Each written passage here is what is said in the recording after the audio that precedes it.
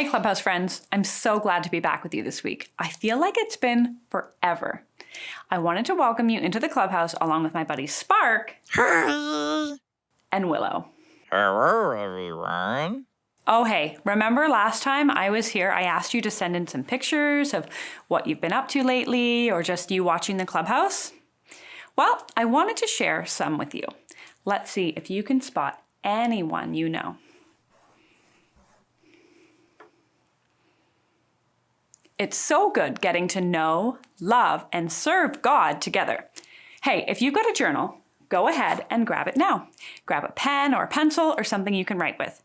You can jot down any important notes, Bible verses I mention, or draw a picture about the stories I'm going to tell you. I can't wait to tell you today's story. It's definitely got that wow factor. Oh, well, talking about the wow factor, check out these old pictures I found. Wait a second, Willow. We didn't talk about sharing any pictures. Do you mean pictures of me? Yes. Remember how you found Jesus as a teenager at youth group? Yes, but what does that have to do with anything? Well, let's show the kids what you looked like back then. You haven't always been a grown-up. Okay, but on one condition. Let's do it later when I tell all about how I fell in love with Jesus. Okay, I can't wait. I can. Jesus did a lot of really cool things here during his time on earth, but the story I'm going to share with you is one of my personal favorites. After hearing this story, you have got to believe in who Jesus is. Jesus is life. I'm going to leave you in suspense for a little bit. We're going to sing a song together, and then I'm going to tell you our story for today. And I think it'll become one of your favorites too. It's so good. In the darkness, we were waiting, without hope, without light, till from heaven you came running. There was mercy in your eyes to fulfill the law and prophets. To a virgin came the word from a throne of endless glory to a cradle in the dirt. Praise the Father, praise the Son, praise the Spirit, three in one. God of glory, majesty, praise forever to the King of Kings. To reveal the kingdom coming and to reconcile the lost, to redeem the whole creation. You did not despise the cross, for even in your suffering you saw to the other side, knowing this was our salvation. Jesus, for our sake you died. Praise the Father, praise the Son, praise the Spirit, three in one. God of glory, majesty, praise forever to the King of Kings. In the morning that you rose, all of heaven held its breath, till that stone was moved for good, for the Lamb had conquered death. And the dead rose from their tombs, and the angels stood in awe, for the souls of all who'd come to the Father are restored. And the church of Christ was born, then the Spirit lit the flame. Now this gospel truth of old shall not kneel, shall not fade. By his blood and in his name, in his freedom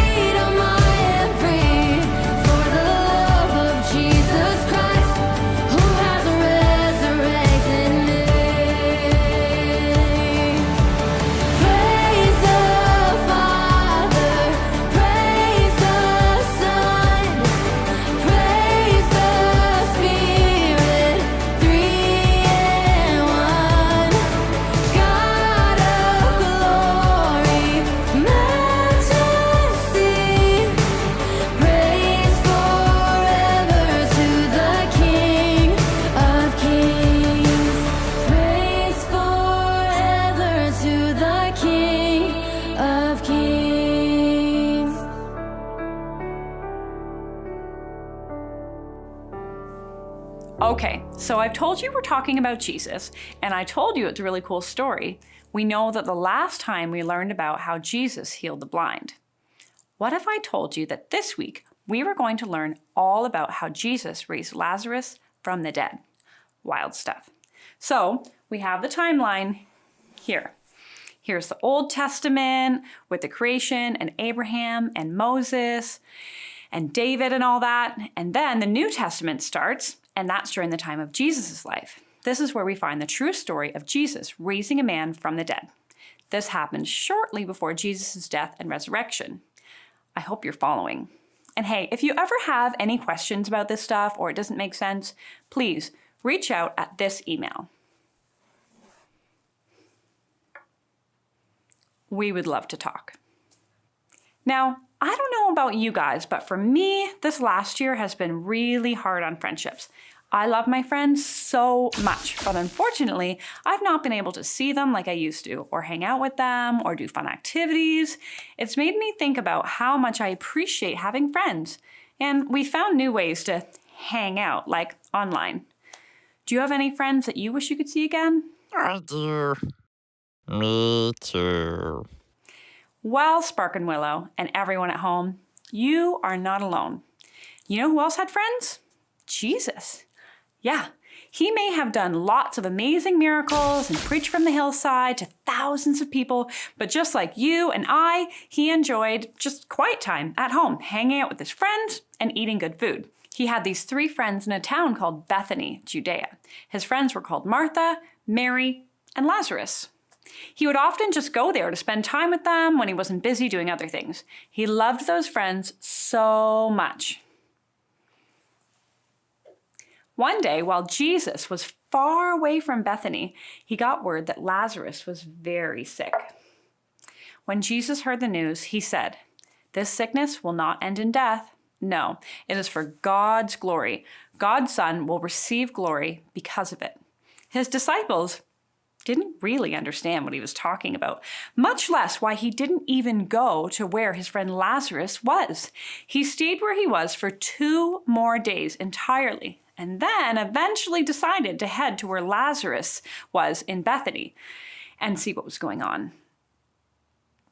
On the way to Lazarus' home, Jesus told his disciples that Lazarus had fallen asleep and that he planned on waking him up. Okay, what? Who loves getting woken up from sleep, especially when you're sick? Not me, that's for sure. His disciples, like us, thought Jesus was talking about plain old regular sleep. They even told Jesus this, like, "Let the guy sleep. He'll get better." But Jesus sometimes says things in confusing ways to teach us things. So when Jesus said that, he was really telling his disciples that Lazarus had died and he was going to bring him back to life. Wild, right? I know. He wanted to show them that he is life. So Jesus made his way to his friend's home. When Jesus got to the home of Mary, Martha, and Lazarus, it became clear very quickly that Jesus had been right. Lazarus had in fact died. He had been dead for 4 whole days. Many people had come to comfort Mary and Martha, who were so sad and mourning the fact that their brother had died. Jesus spoke with Martha, who told him that had he been there, Lazarus would not have died. And Jesus said, "I am the resurrection and the life. Anyone who believes in me will live, even if they die. And whoever lives by believing in me will never die." He told Martha that Lazarus would rise again, that he would come back to life. Then Mary and the other Jews came to where Jesus was. Jesus was sad for his friends. It made his heart so sad to see them so hurt and troubled by the death of their brother.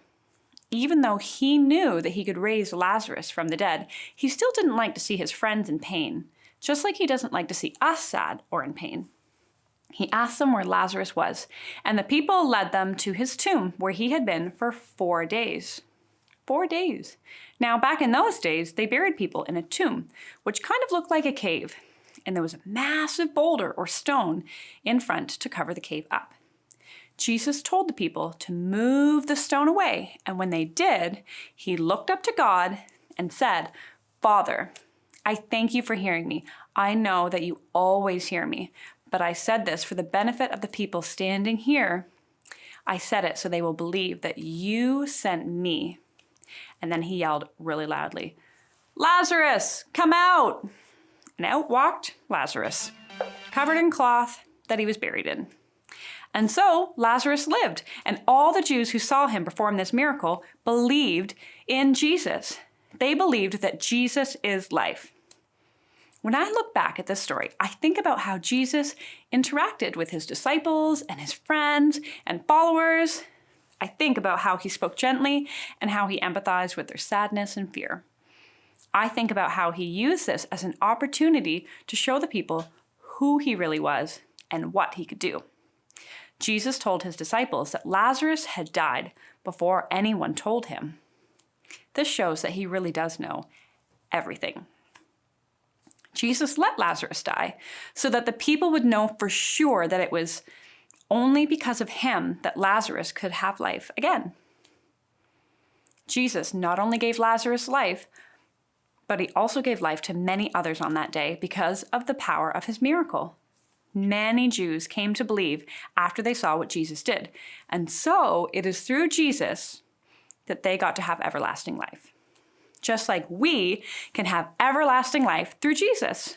When we believe and when we put our faith in Jesus, that he is who he says he is and that God is almighty, we are rewarded with life everlasting. Jesus really is life. Jesus really did think through how he was going to go about dealing with the situation, didn't he? He must have had a lot of people ask him to do things all the time. I wonder, why did Jesus bring Lazarus back to life?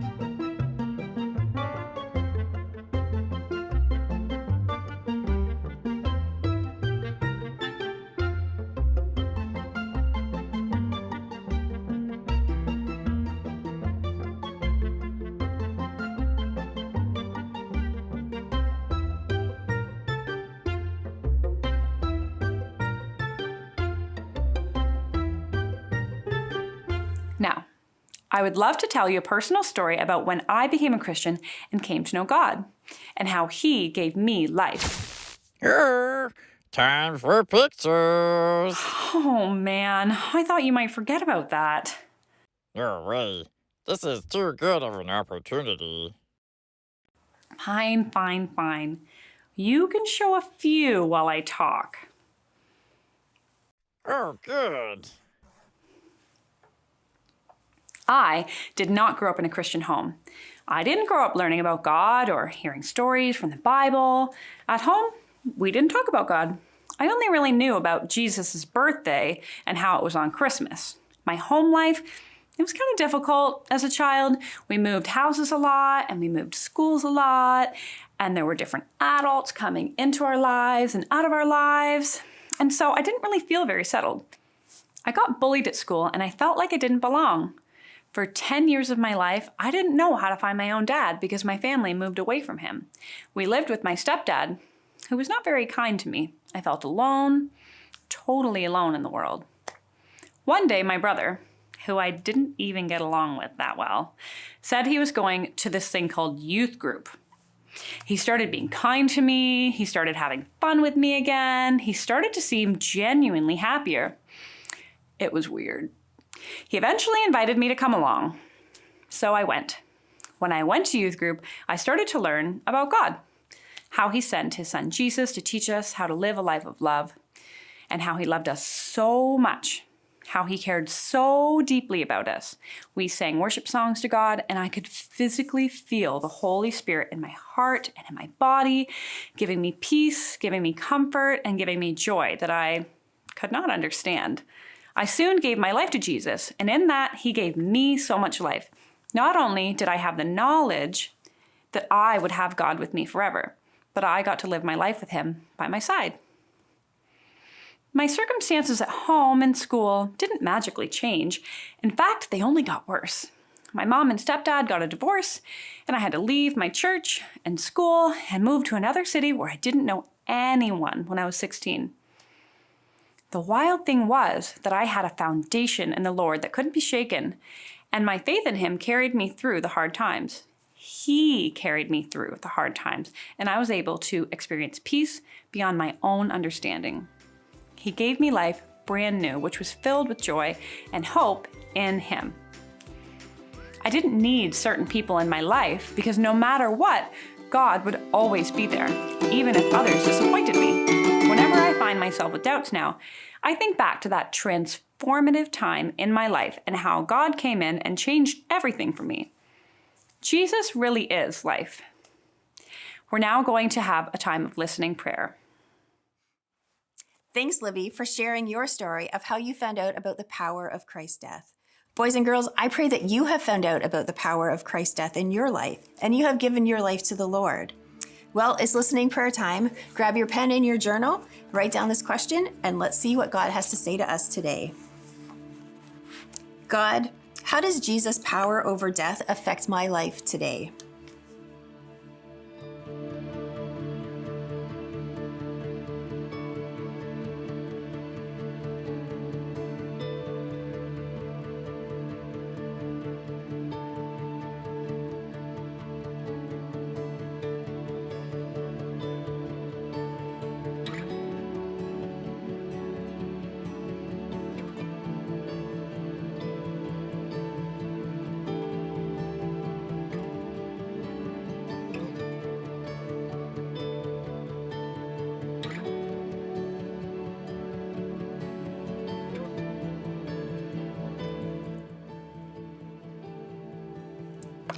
I love when God affirms his death and resurrection in my life. It just reminds me how much he loves me that he would send his son to die for me.